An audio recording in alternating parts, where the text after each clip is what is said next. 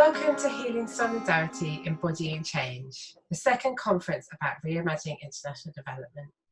I'm Marianne Clements, a feminist writer, facilitator, activist and coach, and the initiator of Healing Solidarity. In this conversation, I talk with Sriskandarajah, CEO of Oxfam GB.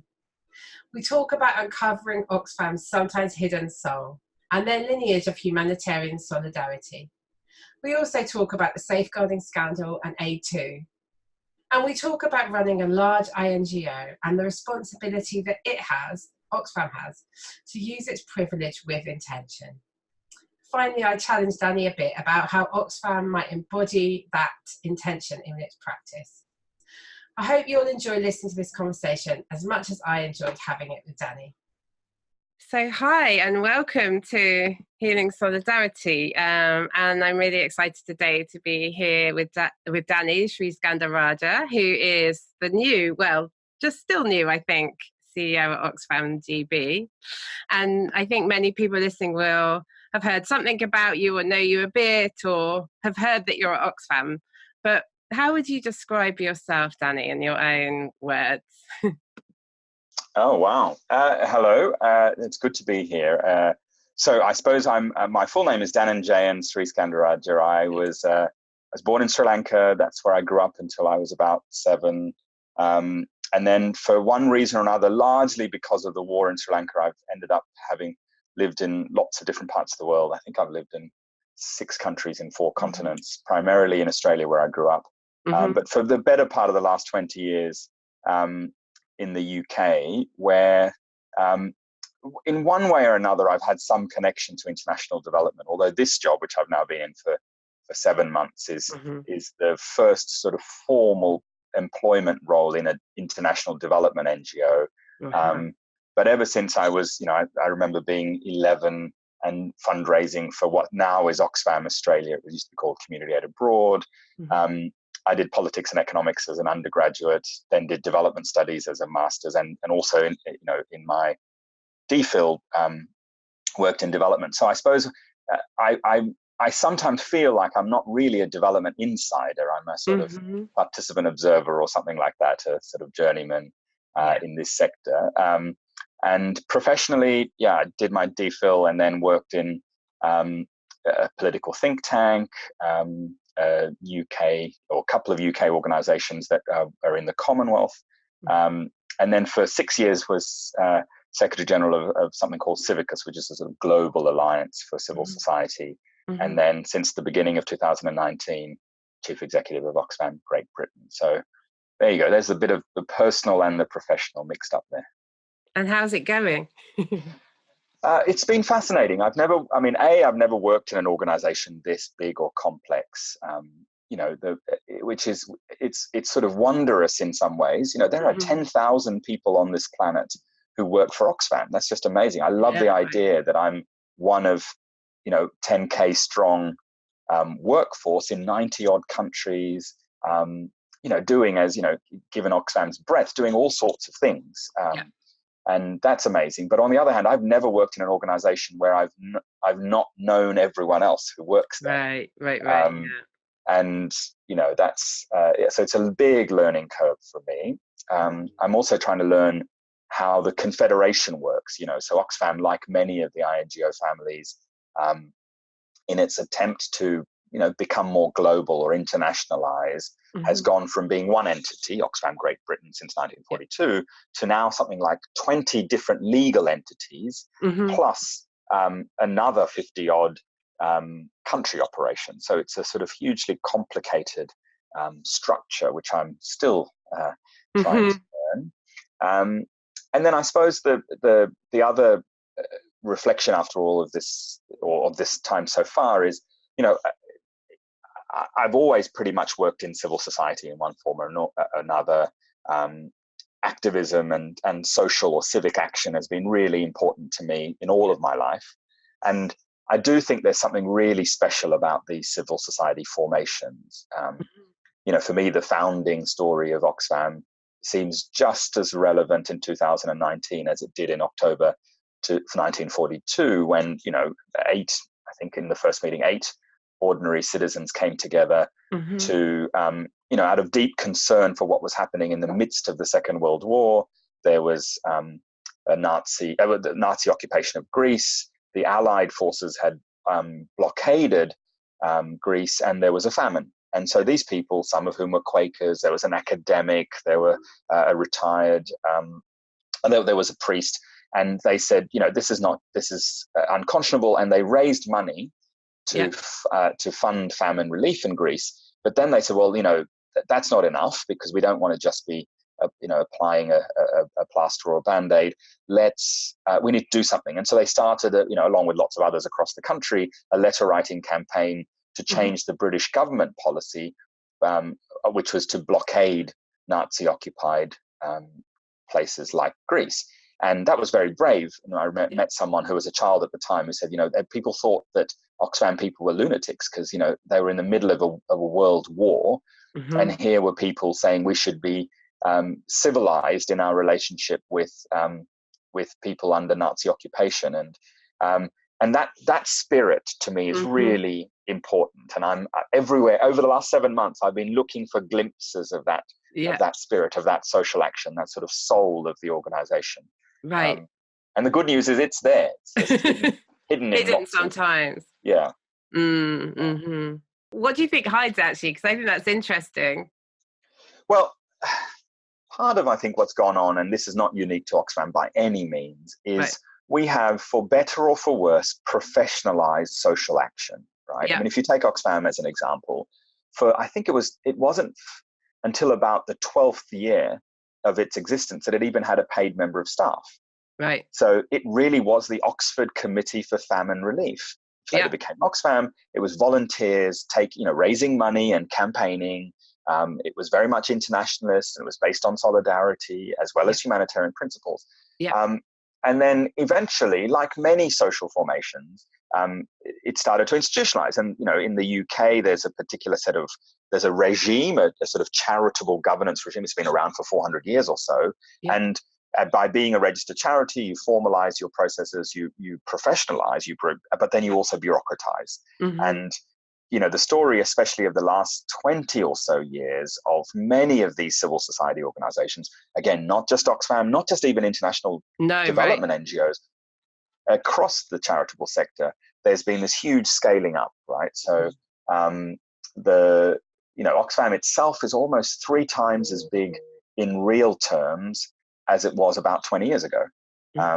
And so, if you've got to run an operation that involves 20 different legal entities, employs 10,000 staff in 91 countries, you've got to build a structure, because you've got to have assurance, you've got to do the due diligence, you've got to meet standards, legal obligations, donor requirements, all of those things. And before you know it, the risk is that spirit really does get obfuscated by all this structure and bureaucracy and process. And that's something, again, I don't think is unique to Oxfam, but I think that's something that I really I'm trying to focus on, because I used to make this critique a lot when I worked at Civicus, is the bigger end of the civil society market or business, and I use that intentionally, risks having lost sight of some of those founding principles.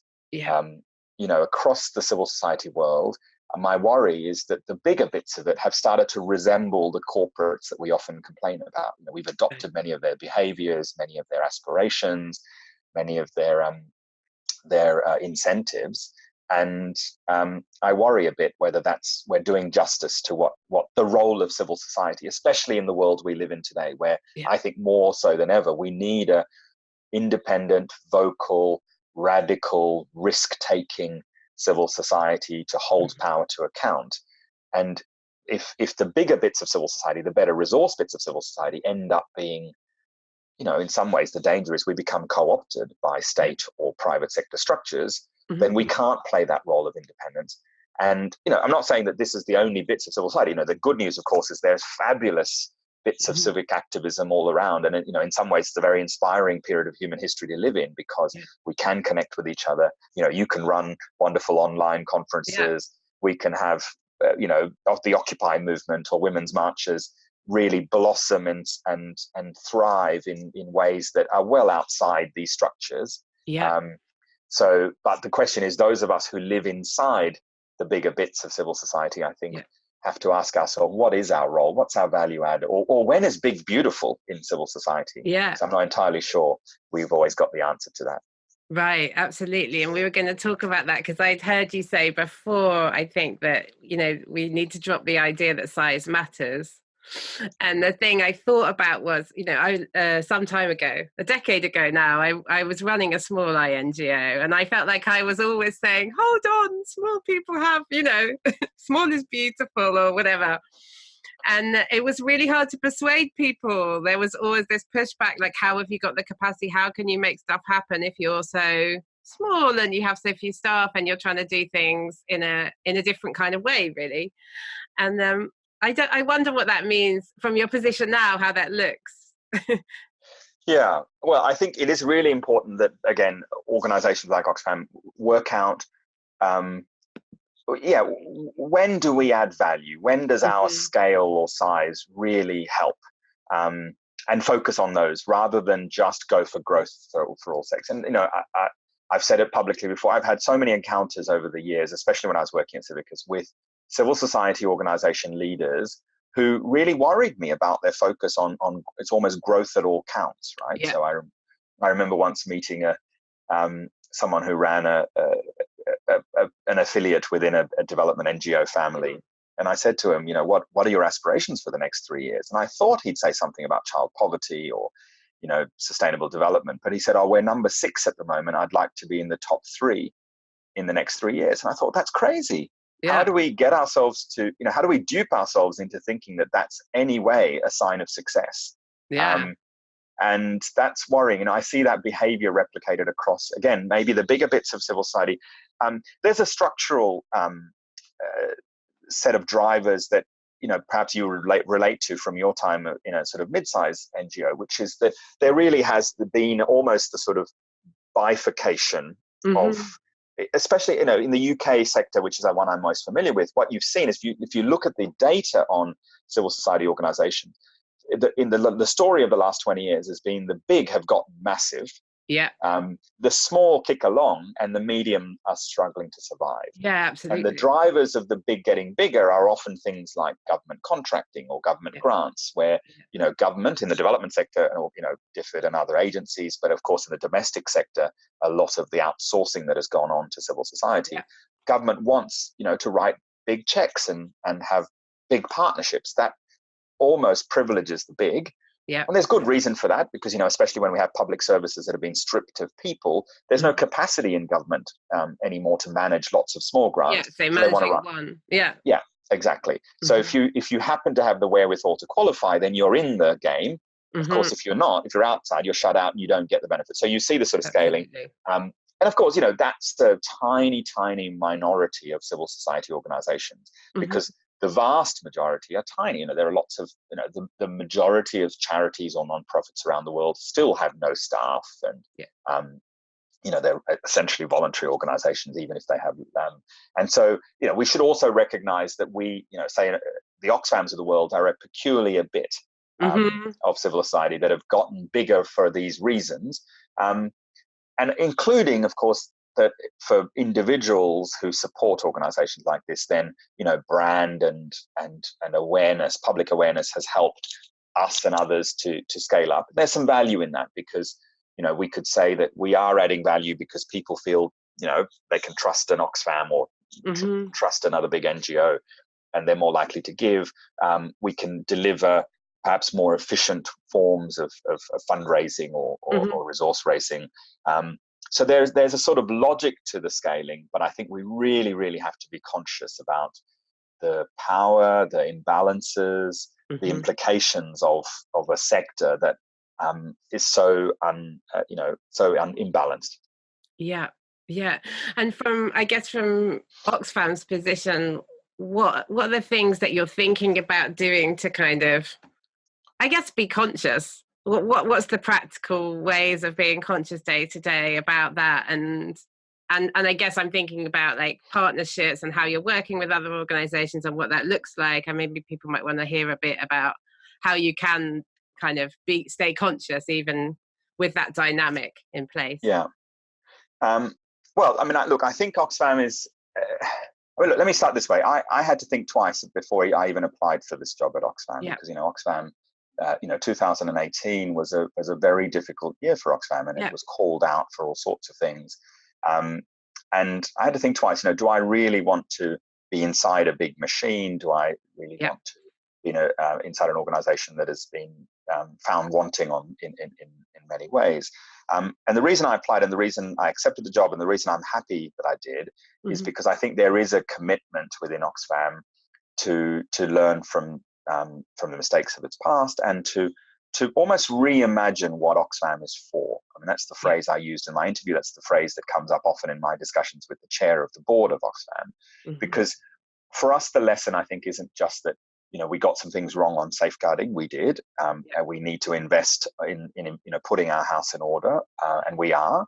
But really, this is an opportunity to go back to sort of founding principles and really reimagine the role of an organization like Oxfam, with all of the wonderful history and assets and people and knowledge and networks that we have, but also recognizing some of those limits that we were just talking about.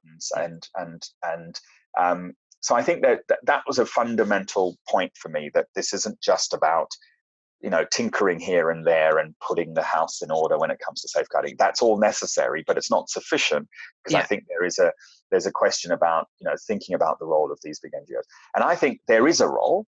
I think there is value in a diverse civil society landscape. I think there is value in having big players who've been around, who've got global structures, who've got that bureaucracy, because there is advantage in having those structures and systems. But we need to be, much more agile, more clever, more strategic, more conscious, more intentional about deploying those resources that we have.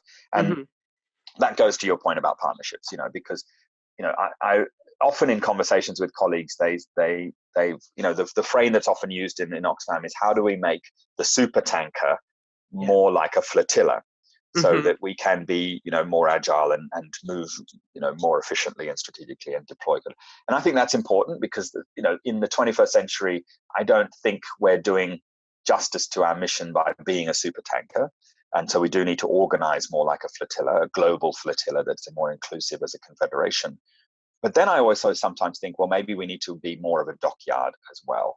That the incredible privilege that we have as a better resourced, bigger organization is, comes with responsibility then to nurture, to support others in the sector, or not even in the sector, I mean, other bits of civic action.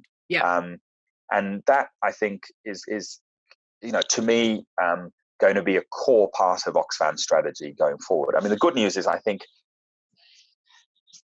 Oxfam's had an interest in partnerships, has thought about these things quite a lot for quite a number of decades, whether it's our work on gender justice or even just power. I've got colleagues like someone called Joe Rowlands, who's a wonderful colleague, who's been writing about power, over power within, power with, power to, for decades. And so, Oxfam's been thinking about these sort of things. I think the opportunity, almost the responsibility for us now, is to say, well, how do we travel in the world where we know we are adding value directly through our own actions, but indirectly through the actions, the people, the ideas, the networks, the movements that we support. And that, again, that to me is a sort of lesson I learned from Civicus days, which is, Civicus is a global network. It has members in 180 countries, and the vast majority of those members are small and are in the global south. And the vast majority of those members who I ever spoke to complained about the role of the big NGOs. Right. That they play lip service to partnership, but they never really mean it. They sort of end up instrumentalizing local civil society or smaller civil society. And they replicate the sort of power imbalances that we complain about with donors, but within civil society. And they act like, there's a sort of tyranny of the donor even within the system, if you will. And I really, really hope that Oxfam can lead by example and learn from others and accompany others in doing partnerships in that form, more thoughtfully, more effectively, more intentionally. and share the power, I suppose, or shift the power, whichever way you want to call it, because that's really important. And that comes back to the value add, because in some ways, Oxfam Great Britain, where I work, raises, give or take, about £100 million in unrestricted income a year. Mm-hmm. I mean, that is just a huge resource for progressive internationalist social action. Mm-hmm. We also raise some other money that's unrestricted from government and other donors. That's important as well. But if you just go back to this my 1942 story, when they went around with buckets in 1942 to collect money for Greece, the equivalent today is we've got a system that allow, and the trust and generosity of our supporters, our individual supporters, very few of whom are high net worth individuals. The vast majority of supporters are people who care about internationalism and social justice, and they give us relatively small amounts of money, but in aggregate, it's £100 million. That's, I think, comes with a massive responsibility for us to be able to spend that as wisely and effectively as possible. And if that means we spend it, and the dangers for us, like anyone, is we end up spending it on ourselves. We end up spending it on things that don't really have impact. We end up abusing the power that the resource that has. And I used to often say that money may trickle down, but power doesn't. Yeah. And we've got to be conscious as a donor in some ways of the power that we hold in this ecosystem as well. And so if power doesn't trickle down, how do you shift it? Or have you thought about how you might be shifting it in other ways? Is there some action on that, or? Yeah, that's a good question. We could talk for hours on it, but I know we could. So, I mean, my priorities at the moment are about, I suppose, several fold. One is just within Oxfam. There's been, we before I started, colleagues had commissioned an independent group of people to look at our not just sexual misconduct, but also accountability and culture change. And that independent commission reported a few months ago and has, I think, put out very plainly some changes that need to happen around our culture, how power works within our own organization. Yeah. Because if we can't live up to our own values, if we can't walk the talk about how power works within our organization, then we're shooting ourselves in the foot. And I think there are some clear recommendations there about improving our own culture, creating safer spaces for people to come forward, holding each other to account, distributing power, being less hierarchical. Again, stop mimicking some of those other forms and formations that don't distribute. So I think there's a sort of putting our house in order job there, which is around culture change, and I think secondly is this notion of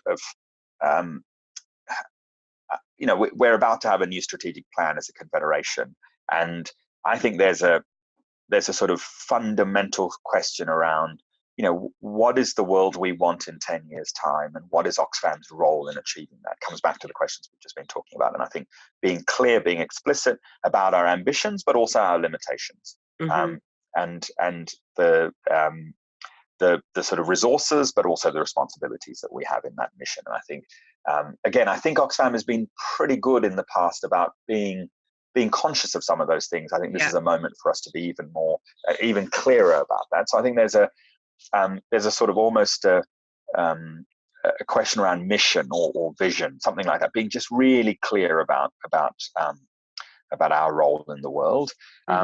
Thirdly, around partnerships, being much more serious. Again, the good news is, certainly when I've been in country programs I've visited or got to know, there is already progress in terms of working with partnership, and some of that is about money. Most of our country programs now spend a significant proportion of our income through local partners. Huge room for improvement, because a lot of those relationships are short-term, they're project-based, they're donor-dependent. They don't give our local partners the stability to build a resilient and independent organization. We need to look at that. But some of that isn't about sort of accompaniment. I was in Zimbabwe just before I started and met the Oxfam team there, but also met a bunch of our partners. And there's a a wonderful person I met called Sally Nkube, who runs the Women's Coalition of Zimbabwe, which is, this really important activist network in Zimbabwe that, has been around for 20 odd years. And she was telling me that, Oxfam, in different Oxfams, not just Oxfam GB, but different bits of Oxfam, have been there on that journey, accompanying them for all of those 20 years, but in very different ways. I mean, sometimes it's been money, sometimes it's been opportunities to travel and amplify voice, sometimes it's been know-how, sometimes it's been lending vehicles, all sorts of things. Just really from the sort of, the practical to the philosophical. I think we can be there in that journey, but it almost needs a mind shift to say, I often think about it as a sort of means and ends thing, where we've got to shift from thinking about our partnerships as somehow instrumental means to other ends, deliver humanitarian aid or build this, do that, into thinking about the end of creating an empowered, resilient, diverse civil society in the countries we work in. Because surely, as I hope we are at the beginning of the end of this sort of development era, the outcome that we seek is independent, resilient, diverse social structures in the countries we're working in. And the question we have to ask ourselves is, what are we doing now to incubate that end scenario, and just treating our partners in the sort of instrumental way is sort of counterproductive, dangerous, hypocritical, at its extreme, because we end up disempowering our partners because we treat them as subcontractors at the end of a long chain of intermediaries of whom we are one. And so I think there needs to be a sort of complete shift to say, how do we accompany? But the good news again is, it's really inspiring and reassuring for me that in places like Zimbabwe, 20 years ago, Oxfam started on that journey, and I hope now it's about learning those lessons and really investing in some of that good practice. It's interesting to hear you talk about the kind of partnership stuff and how it's shifted over time, because I think I certainly hear people talking about how actually some of the shifts that feel the most problematic are actually more recent in some organizations, and they're so tied up with the kind of funding demands and the restricted funding mechanisms where you're being asked by other fund intermediaries up the chain to do certain things who are being asked by, there's a whole chain of causality in those approaches to partnership. So it seems to me that there's something about actually having to be in that resistant role to that, be saying, actually, no, we're not going to do it like that. And that means certain things, I guess, in terms of how you act. And that's that goes exactly to the heart of the challenge. Comes back to the sort of scale question as well, because, the reason we are in Oxfam as a confederation is in this sort of scale is because we've got these systems and we've got these processes.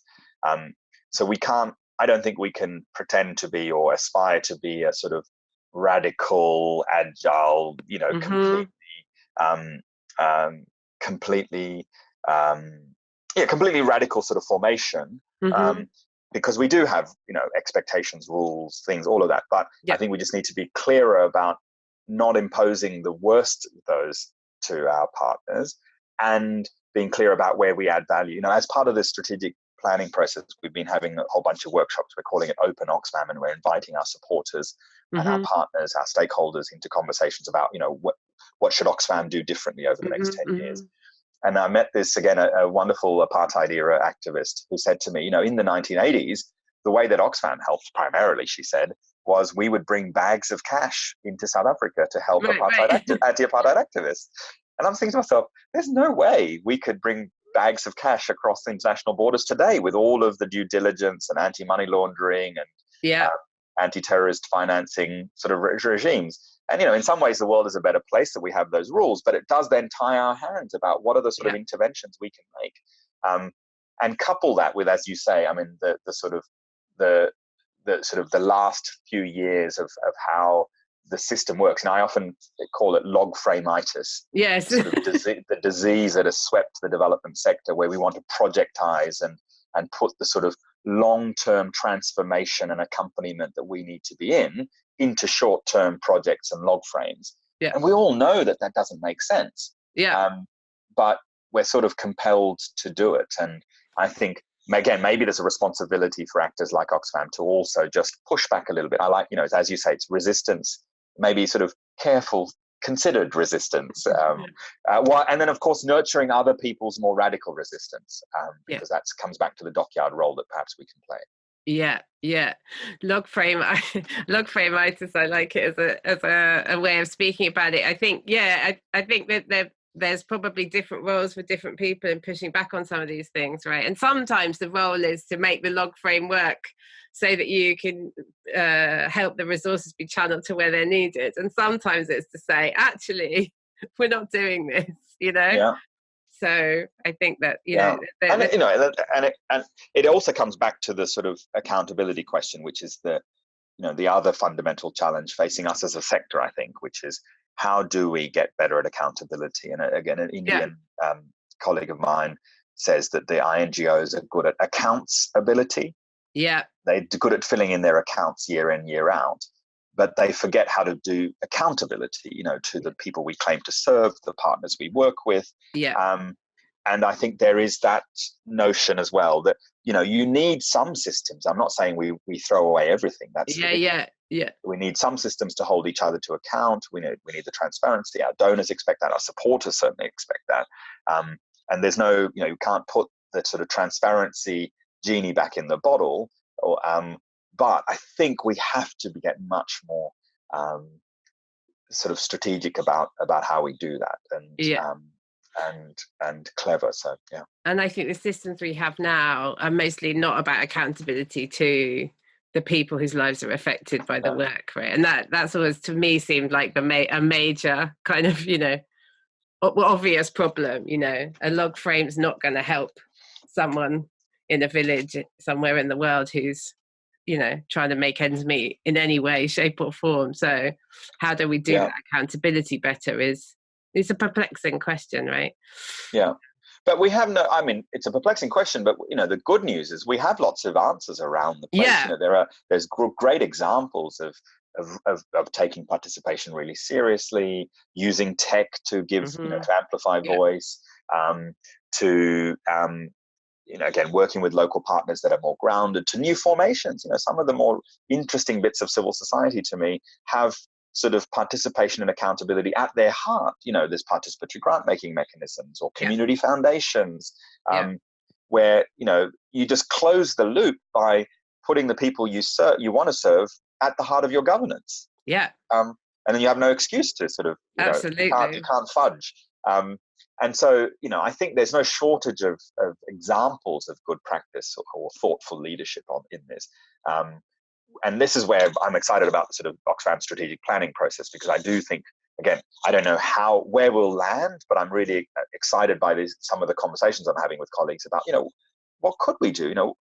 What would it take for us to involve our, the communities we work with or the partners we're working with in our own governance, so it doesn't become, somehow I'm sitting in Oxford, accountable to my donors and my governing body, and completely removed from the people who I'm claiming to serve, who halfway around the world. Then, today it must be so easy to close some of those feedback loops. Absolutely. It'd be great to see Oxfam leading the way in some of that stuff. I think some of those examples of from participatory grant making, we profiled some of them in the conference as well, are really smart and really forward thinking in terms of approach. And I actually have felt like, and I've been thinking about it in a lot of different places, like a lot of people could do some of this stuff, and it would make a real difference to how it operates. And it will also change something that I worry about our sector, which is that the sort of deficit-based approach or the needs-based approach that we often end up, the sort of the fundamental logic of the development industrial complex is there's, beneficiaries over here who have needs, and donors over here who have resources, and we put ourselves in the box in the middle, a very complicated box, and we move it. And that's, that may have been relevant and it may have been good enough in the past, but it's not anymore. And then, therefore the question is, how do we do it from a shift from a sort of a needs-based model to something which is much more sophisticated. And there, as you say, participatory grant making or those sorts of models where you say, how do we build the assets of the communities that we serve? Mm-hmm. And including not just the sort of financial assets, but the governance assets, the institutional assets, the civil society assets, and that again, I think it's relatively easy to do, and there are really good examples, as you say, of people doing this, right? So I hope. So now you're putting the pressure on me when you say things like you're looking forward to seeing Oxfam do these things. I'm looking forward to. I think, yeah. Well, I am. No, me too. Well, let's speak next year. I want to talk about the sector in general. Hasn't done well enough in terms of diversity of staff, or in talking about how racism shows up. And sometimes I don't talk anymore about diversity, but more about equity of access and inclusion, and so on. What do you think about that, and why do you think it is? And are there ways you're trying to address that specifically at Oxfam? Yeah. So I think it's hugely important. I think again, if civil society, any civil society formation, if it's to be I think credible, needs to reflect, involve, give voice to, be accountable to the communities it claims to be serving. And you need to reflect the sort of the communities you serve in your governance structure, in your staffing, in the way that you in the languages you work in the sort of modes of in the sensitivities of how you work. And it goes to the heart of it comes back to that sort of fundamental logic of the model. If you've got beneficiaries over there and you've got donors over here, you create institutions that are sort of that gravitate to the over here and look more like the donors, and then you end up in this sort of I suppose the sort of external intervention, the sort of savior complex stuff. That's the risk. And so I think being more serious about diversity and inclusion is one way, just one. It's not sufficient, but it's one important way in which we can start to walk the talk better, or live up to our values, if you want to put it that way. And I think again that the bits of civil society in the global north, particularly in the development sector, need to get much better, much better. And there are obvious facets of that diversity that we have some data on that worry me. Again, when we were at Civicus, we looked at gender diversity in the upper echelons of international NGOs, and last time I looked, it's about 30-odd% of the biggest NGOs in the world have female CEOs. That's not bad, given compared to big business or compared to government. But it's really worrying when you look at the fact that about 2/3 of the staff of those organizations are women. Right. So you have a sort of glass pyramid, and that's not good enough, right? So we practice, we preach all these principles of gender justice, but we've got a glass pyramid within our own sector. Ethnic diversity is another facet that I think is clear. Again, I don't know about other countries, but in the UK, we know that charities, particularly the bigger charities, are not reflective of the ethnic diversity of the community that we're in here in the UK, let alone of the ethnic diversity of the communities that we're working with, and we need to do better in that. And the good news, again, you asked for examples. Again, long before I started, Oxfam colleagues were aware of that. We have a fantastic trainee scheme that actually won an award recently. That's about inclusion, or taking inclusion more seriously. But these are small steps, I suppose, in a longer journey, or even class. I mean, that's the other thing that I'm very conscious about. I looked around the leadership team in Oxfam, Great Britain, and if I have understood my colleagues effectively, I think only one of my colleagues in the leadership team has not had a university degree education, and comes from they grew up in a very poor background, and they've done well. That's deeply unreflective of the rest of British society, where I think still 3/4 of British society does not have a degree.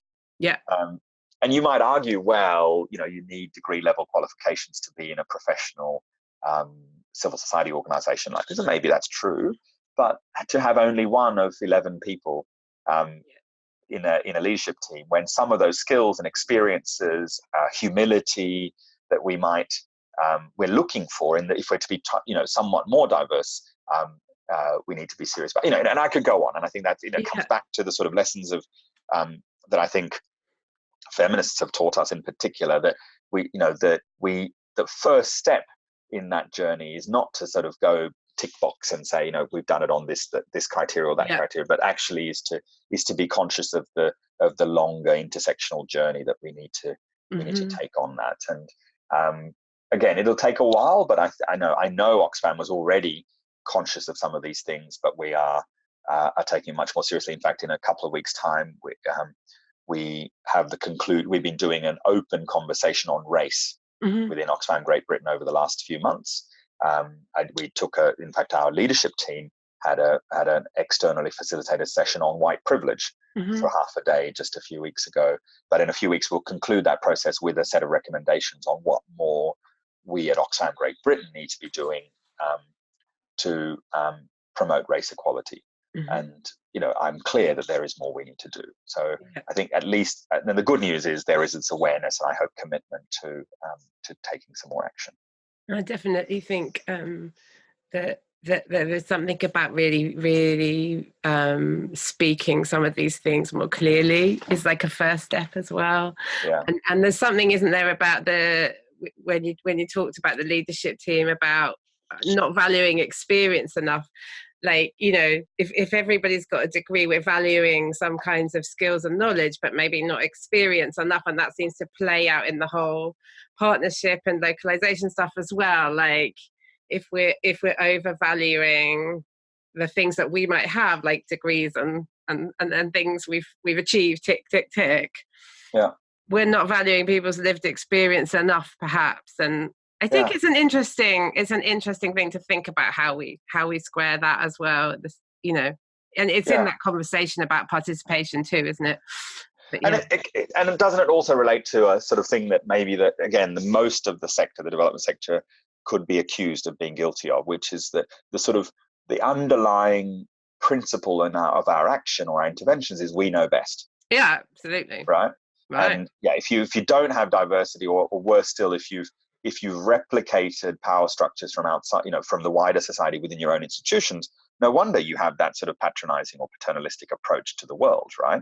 Because you've benefited from that privilege, and you've failed to see or recognize some of the structural inequalities or imbalances out there. Again, the good news at Oxfam, I hope, is that the last year in particular has put a really sharp focus on some of these issues. I've talked about the race process. We've got another process on culture change, where we've done a huge survey to look at the underlying drivers of Oxfam culture, including this sort of, this notion that we know best, or we are good people. That's another development characteristic, I think. And yes, I think the vast majority of people who work in the development sector are fantastic people, deeply committed to progressive values. But you can't build accountable organizations just on that belief, right? No. And no wonder then we end up having these shortcomings around the gross abuse of power that happens because people exploit this sort of rather naive approach to saying, "Oh, we're all good people, we'll be fine." Yeah.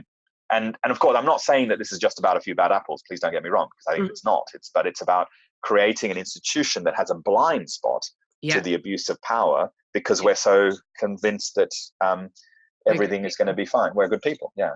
Yeah, and I actually think that getting away from the idea of a few bad apples is something about acknowledging that we're not always good people. Not to say that we don't have good intentions and we're not trying to be good people, but actually maybe the point is not that we're good people, but that we're people trying to create change, and that we're not perfect. No. And from that place, there's so much more that you can open up in terms of accountability and justice, I think. So and that's one of the observations, I suppose, after 6 months or 7 months in Oxfam is, and I'm sure this is across the sector, is the